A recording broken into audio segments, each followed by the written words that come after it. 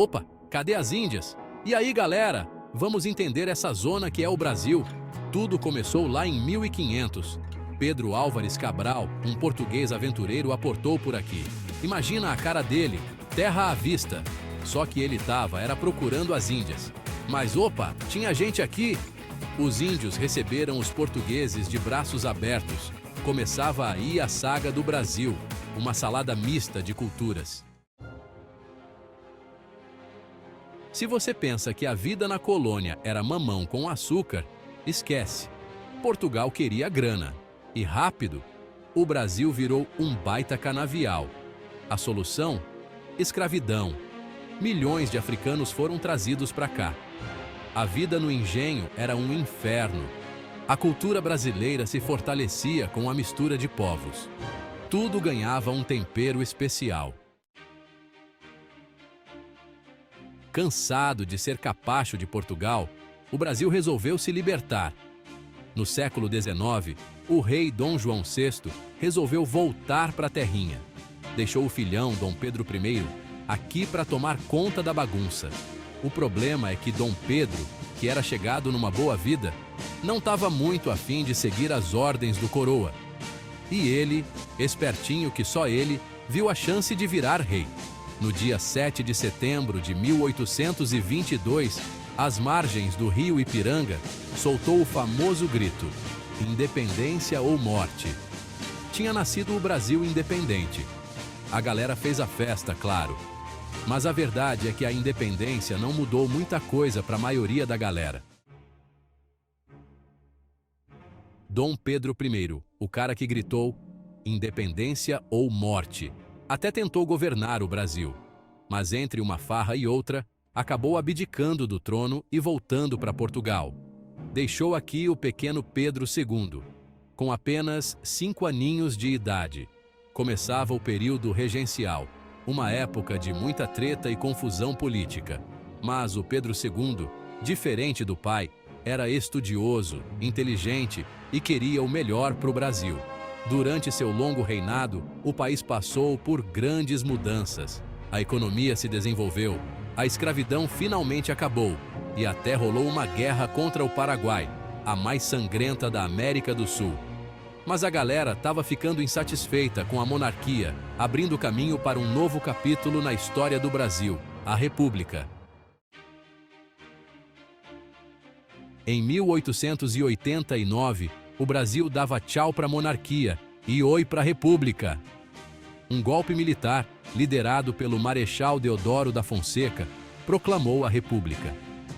A galera estava cansada do Dom Pedro II e queria mais voz na política. Tinha nascido a República, com a promessa de um futuro melhor para todo mundo.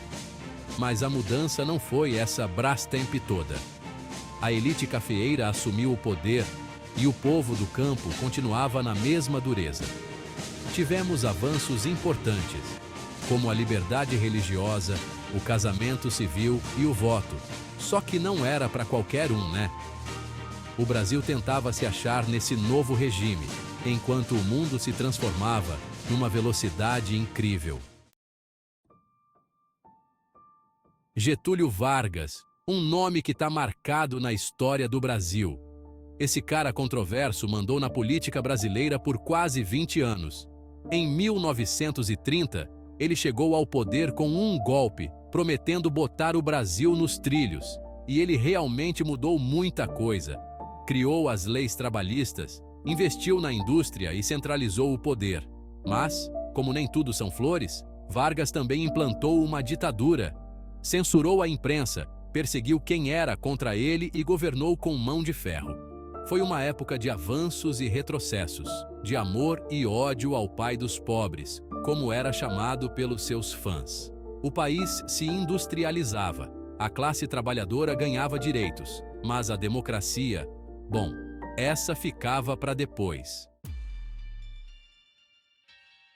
Em 1964, um golpe militar acabou com o sonho da democracia no Brasil. Os militares, apoiados por parte da elite e dos Estados Unidos, tomaram o poder, prometendo acabar com a corrupção e o comunismo. Começava um período negro da história brasileira. Durante a ditadura, o Brasil viveu sob censura, repressão e perseguição política. Milhares de pessoas foram presas, torturadas e mortas pelo regime. Mas a resistência também se organizou. Estudantes, artistas, intelectuais e guerrilheiros lutavam contra a ditadura, exigindo a volta da democracia. A música popular brasileira virou uma arma de protesto, com artistas como Chico Buarque, Gilberto Gil e Caetano Veloso denunciando as barbaridades do regime. Depois de anos de chumbo, a ditadura militar começava a ruir. A pressão popular por eleições diretas aumentava, com milhões de brasileiros indo às ruas gritando por diretas já. Em 1985, depois de um longo processo de abertura política, o Brasil finalmente voltava a ter um presidente civil eleito pelo povo Tancredo Neves. A alegria da redemocratização, porém, foi interrompida pela triste notícia da doença de Tancredo, que faleceu antes mesmo de assumir o cargo. José Sarney, seu vice, assumiu a presidência, dando início a um período de reconstrução democrática e de esperança no Brasil. Depois da turbulência da redemocratização, o Brasil queria um pouco de paz e estabilidade. Entra em cena Fernando Henrique Cardoso, o FHC, um intelectual que prometia modernizar a economia e colocar o Brasil no mapa do mundo globalizado. Foi a época do Plano Real que controlou a inflação e trouxe um pouco de alívio para o bolso do brasileiro. Mas a receita do FHC, baseada em privatizações e abertura econômica, dividiu opiniões. Enquanto uns viam progresso e modernidade, outros criticavam o aumento da desigualdade social e a venda de empresas importantes para estrangeiros. No mundo cultural, a internet começava a conectar os brasileiros, abrindo um leque de novas possibilidades. Era o Brasil se reinventando, buscando seu espaço no novo milênio. Em 2002, o Brasil elegia pela primeira vez um presidente que veio da classe trabalhadora, Luiz Inácio Lula da Silva, o Lula. Era a vitória de um líder sindical que, desde a infância pobre no Nordeste, lutou pelos direitos dos trabalhadores. O Lulinha Paz e Amor, como ficou conhecido, prometia um Brasil mais justo e com menos desigualdade. Seus 2 mandatos foram marcados por programas sociais como o Bolsa Família, que tirou milhões da pobreza, e o Fome Zero, que combatia a fome e a desnutrição. O Brasil crescia economicamente, a classe média ganhava mais poder de compra e o país era reconhecido internacionalmente. Apesar de acusações de corrupção, Lula deixou o cargo com muita popularidade, mostrando que o Brasil era capaz de superar desafios e construir um futuro melhor. Em 2010, Dilma Rousseff, sucessora de Lula, se tornava a primeira mulher a presidir o Brasil. Era a continuação do projeto do PT, com foco em programas sociais e crescimento econômico. Mas a situação no Brasil e no mundo mudava rapidamente, e Dilma enfrentaria muitos problemas durante seu governo. Protestos gigantescos, que começaram em 2013 por causa do aumento do preço das passagens de ônibus, se espalharam pelo país, mostrando a insatisfação da população com a corrupção, a má qualidade dos serviços públicos e a crise econômica que só piorava. Em 2016, depois de um processo de impeachment cheio de reviravoltas, Dilma era afastada do cargo.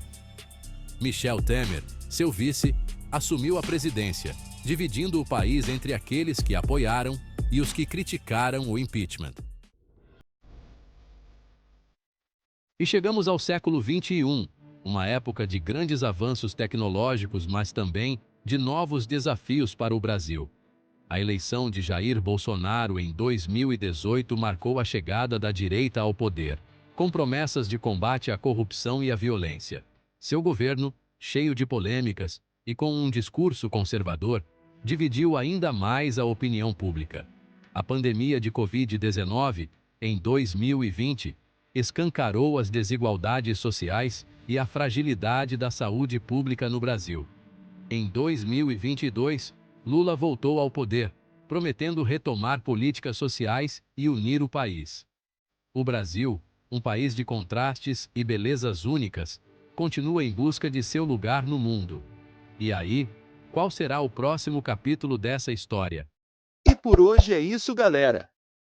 Se você curtiu o conteúdo, não esquece de deixar o like, se inscrever no canal e ativar o sininho para não perder nenhum vídeo novo. Nos vemos na próxima. Valeu!